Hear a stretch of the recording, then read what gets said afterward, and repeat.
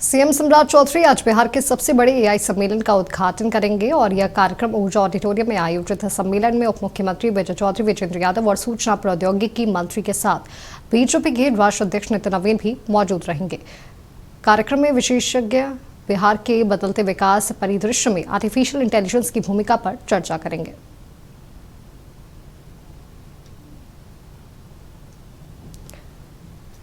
तो आपको सीधा लिए चलते हैं राजधानी पटना, जहां पर बिहार एआई सम्मेलन का आयोजन किया गया है। तो ये तस्वीर आपको दिखा रहे हैं, जहां उप मुख्यमंत्री विजेंद्र यादव संबोधित करेंगे। माननीय मंत्री जी, साइंस टेक्नोलॉजी मंत्री श्री नितेश मिश्रा जी, अधिकारीगण, डीजीपी साहब, सभी उपस्थित आप अतिथिगण, पत्रकार बंधुओं, सभी मित्र साथी, ये बिहार अर्थशास्त्र की रचना पैदाइश की भूमि रही है। गणित का भी अन्वेषण यहीं से प्रारंभ हुआ। आज इसी का प्रतिफल है। दुनिया में साइंस और टेक्नोलॉजी आगे बढ़ रही है। इस गणित अगर नहीं होता तो टेक्नोलॉजी और साइंस का कोई नतीजा नहीं आता, कोई मतलब नहीं होता। तो बिहार एक अतीत में इतिहास का एक महत्वपूर्ण हिस्सा रहा है।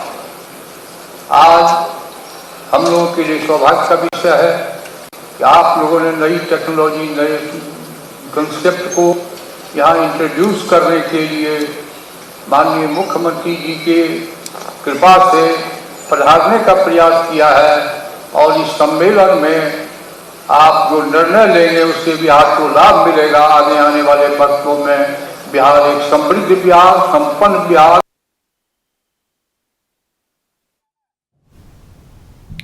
तो ये तस्वीरें आपको दिखा रहे थे बिहार से, जहां पर बिहार एआई सम्मेलन के कार्यक्रम का आज शुभारंभ हुआ है। सीएम सम्राट चौधरी ने इसकी शुरुआत की है। इस मौके पर बीजेपी अध्यक्ष नितिन नवीन भी मौजूद है, साथ ही उप मुख्यमंत्री अभी मौजूद है। बदलते बिहार में एआई की भूमिका पर आज चर्चा की जाएगी। माता की आज बिहार एआई समिट 2026 के इस कार्यक्रम में उपस्थित बिहार के माननीय उप मुख्यमंत्री श्री विजेंद्र प्रसाद,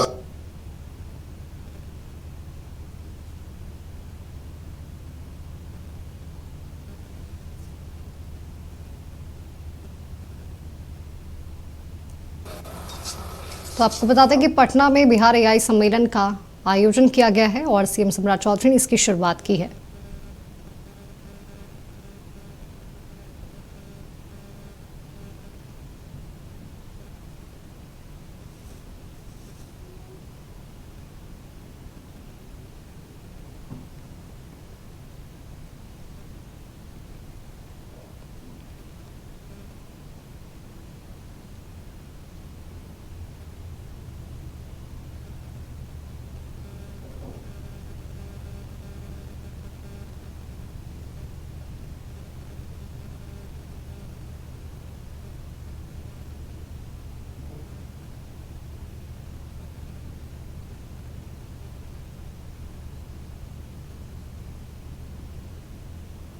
पूरे कार्यक्रम में आए एआई से जुड़े हुए साथीगण,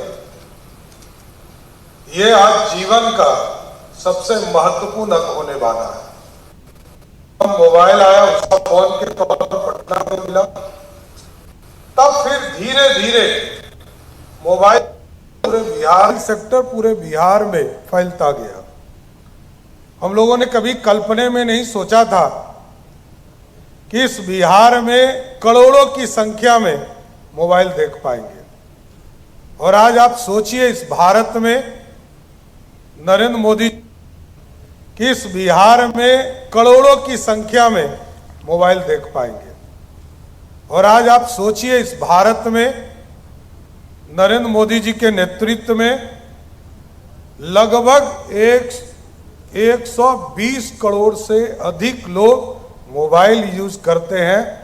ये एक तरह से संचार क्रांति हुआ और ये टेक्नोलॉजी का रास्ता बना। आदरणीय नीतीश कुमार जी ने लंबे समय तक बिहार में बेसिक चीजों को स्थापित करने का काम किया है साथियों। सड़क हो, बिजली हो, सुशासन की संरचना की खड़ा करने का काम, बिहार के गांव के इंफ्रास्ट्रक्चर को ठीक किया, गांव में हमारी बहनें कैसे पढ़ सके इसकी चिंता किया। आज दोनों, मैं तो यही कहता हूं कि भारत यदि विकसित होना है तो बिहार को समृद्ध होना होगा और समृद्ध होने के लिए रोज सीखना पड़ेगा। हमारा इतिहास इस देश को दिशा दे देने का काम किया। हम पाटलिपुत्रा में जरूर हैं, लेकिन यह मगध था, मगध की राजधानी पाटलिपुत्रा था, जिसने इस देश को स्वर्णिम काल दिया। देश 200 वर्षों तक इसी पटना के पाटलिपुत्रा से लोगों ने चलाने का काम किया। और आज जब भी इतिहास के पन्ने में आप पढ़ते हैं तो आपको यही पता चलता है कि इस देश को स्वर्णिम काल किसी ने दिया तो इसी बिहार की धरती ने देने का काम किया। और जब जब इतिहास में, चाहे वो अर्थशास्त्र का मामला हो या किसी भी स्तर पर, आर्यभट्ट की चर्चा हुई, नालंदा की चर्चा हुई। और याद कीजिए कि आज से 2000 वर्ष पहले दो बड़े यूनिवर्सिटी, इस मगध में यदि 3 बड़े यूनिवर्सिटी थे, जो एक तक्षशिला था वो पाकिस्तान में रह गया, और 2 बड़े यूनिवर्सिटी थे तो इसी बिहार की धरती पर नालंदा और विक्रमशिला हुआ करता था। एक तो आदरणीय प्रधानमंत्री जी ने और आदरणीय नीतीश कुमार जी ने नालंदा की शुरुआत करा दिया, और हमें यह टारगेट भी दिया गया है कि हर हालत में इस फाइनेंशियल ईयर में विक्रमशिला को भी जमीन पर उतारने का काम किया जाएगा। साथ गौरवशाली इतिहास उसको स्थापित करना है, लेकिन इसके साथ साथ दुनिया के कॉन्टेस्ट में खड़ा होना है। लोग कहते हैं बिहार पीछे छूट गया है, अर्थव्यवस्था हो, सामाजिक संरचना हो, या हमारे नौजवान यहां से पलायन कर रहे हैं, इस पूरे चीजों पर चर्चा हमको करनी है साथियों। और एआई ऐसा सेंटर है, समिट जो आज आप लोगों ने रखा है, इसके लिए मैं सबसे पहले आपको धन्यवाद देता हूं। और आगे भी आईटी डिपार्टमेंट आगे भी इसी तरह के समिट को लगातार करते रहेगा जब तक हम एआई के स्तर पर खड़ा नहीं हो जाए। और यह मेरा मानना है कि हम अभी जब सहयोग कार्यक्रम हमने शुरू किया, पूरे बिहार में सभी प्रखंडों में हमने एक एक पंचायत को चिन्हित किया, आम लोगों को उससे जोड़ा, उनकी समस्या को जोड़ा, उनको जो दुख दर्द है उससे जोड़ने का काम किया।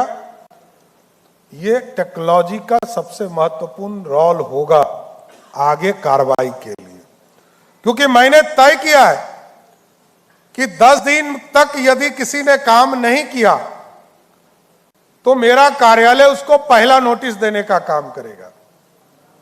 20 दिन में उसको सीएमओ दूसरा नोटिस देगा, तीसरा नोटिस उसको 25 दिन पर देगा, और 30 दिन तक यदि उसने कोई ऑर्डर नहीं किया तो 31वां दिन मुख्यमंत्री के आदेश से वे स्वयं ही निलंबित हो जाएंगे, उनको किसी ऑर्डर की जरूरत नहीं है।